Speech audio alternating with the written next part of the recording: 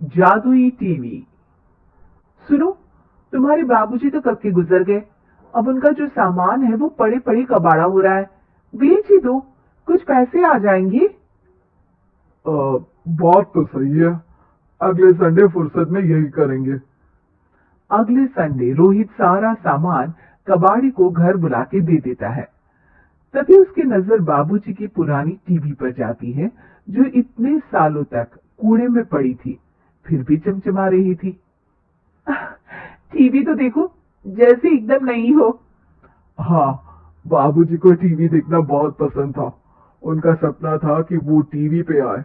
एक बार मौका भी था जब वो अपने गांव के गाने सुनाने किसी चैनल पर जाने वाले थे, पर मैं और मेरा भाई लड़ पड़े और बाबूजी को घर पर ही रुकना पड़ा। चला के देखें क्या? हाँ हाँ, क्यों नहीं, देख लेते हैं। पर शायद ही चले। बाबूजी ने उस लड़ाई के दिन के बाद टीवी देखना ही छोड़ दिया था। टीवी चालू करने के लिए उसमें केबल वायर लगा दिया जाता है। एक न्यूज चैनल चालू हो जाती है।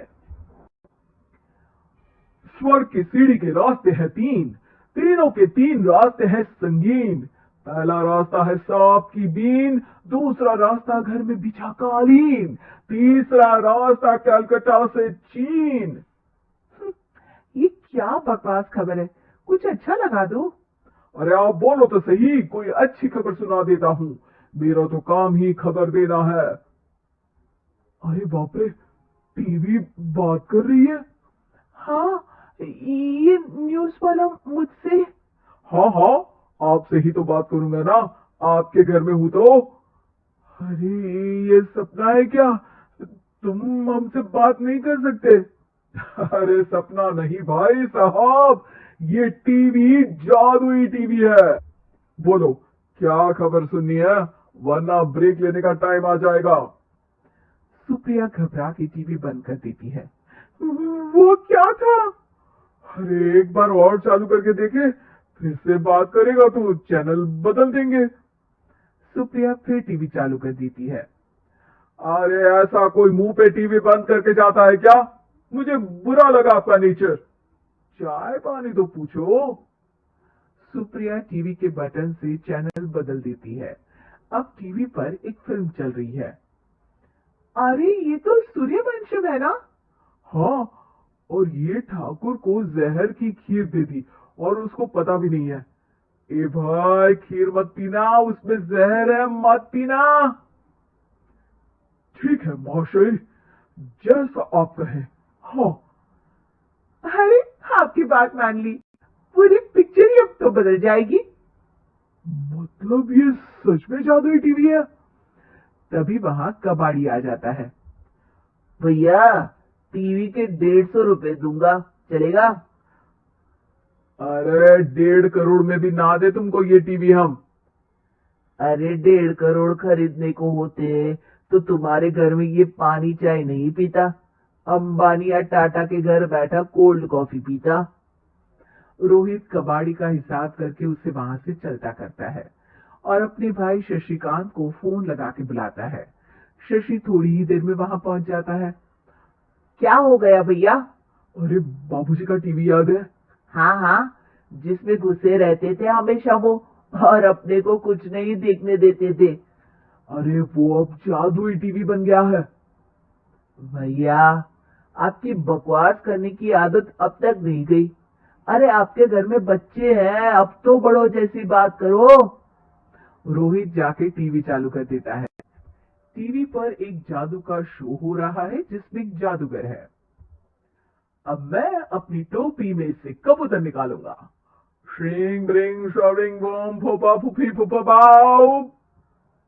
टीवी से कबूतर निकलता है और शशिकांत के सर पर आकर बैठ जाता है। भैया, ये क्या हो रहा है? भैया इसे उड़ाओ। ए कबूतर, जा जा, कबूतर चल निकल।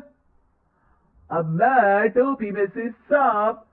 सांप सुनते ही शशिकांत कांप जाता है और भाग के टीवी बंद कर देता है।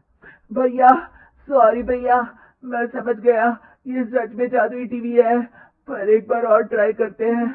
पर भाभी, कोई दूसरा चैनल लगा हुआ? जिसमें डर ना लगे। सुप्रिया टीवी चला देती है और न्यूज लगा देती है। अरे कितने दिनों बाद मुझे याद आया, बताइए क्या खबर सुनाओ। और ये नया आदमी कौन है? ये मेरा भाई है शशिकांत। ओह यस, वही है ना जिससे तुम लड़ लिए थे किसी बात पे, और तुम्हारे बुढ़ाओ पिताजी गुस्सा हो गए थे और टीवी को संन्यास दे दिया था। है? तुमको कैसे पता ये सब? इस टीवी में रहने वाले आदमी से लेकर कबूतर तक को तुम्हारे बाबूजी और तुम्हारी बातें पता है, इसलिए तो ये जादुई टीवी है। ये टीवी क्या कर सकती है वैसे? तुम जो मांगो दे सकती है, कहानी बदल सकते हो, खबर बदल सकते हो, कोई चीज मांग सकते हो। अरे भैया, ये टीवी मैं लेके जा रहा हूँ। बाबूजी का लाडला तो मैं ही था ना। अरे ऐसे कैसे? मैं बड़ा बेटा था, अब तक मेरे घर में टीवी थी ना। अब तक कहाँ गए थे पिताजी के लाडले? तुम्हारी गलती का एहसास भी है। अरे भैया ज्यादा ना बोलो वरना भूल गए, आपके दांत तोड़ दिए थे मैंने उस लड़ाई में। मेरी बीवी के सामने मेरी बेइज्जती करता है, रुक। दोनों भाई हाथापाई पे उतर जाते हैं। रुक, बताता हूँ तुझे कि कौन बड़ा है। अरे छोटे का दम तो देख लीजिए आप। ये खबर आपके बाबूजी को देता हूँ।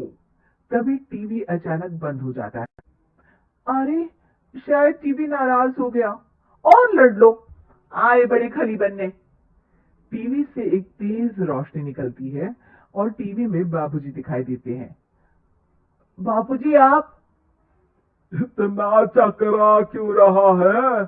अपने बाप को नहीं पहचानता क्या? ये तो ऐसा ही है बाबूजी। प्रणाम बाबूजी। अरे चुप कर, तुम दोनों ही उल्टे हो। तुम्हारी वजह से मैंने टीवी में आने के सपने को छोड़ दिया, तुम्हारी लड़ाई की वजह से। और तो और, जितना मैं अपनी बीवी को नहीं देखता था उतना टीवी को देखता था, वो भी छोड़ दिया तुम दोनों की लड़ाई की वजह से। और अब मरने के बाद जब मैंने टीवी को जादुई टीवी बना दिया, तो भी तुम इसका फल लेने की जगह लड़ रहे हो। अरे तुम तो लायक ही नहीं हो, अब तुमको बाबा जी का ठुल्लू भी नहीं मिलेगा। बाबूजी चले जाते हैं। टीवी बंद हो जाता है। रोहित और शशिकांत गिड़गिड़ा के टीवी के सामने हाथ जोड़ के बाबूजी को बुलाते हैं, पर टीवी सिर्फ धुआं निकालता रहता है।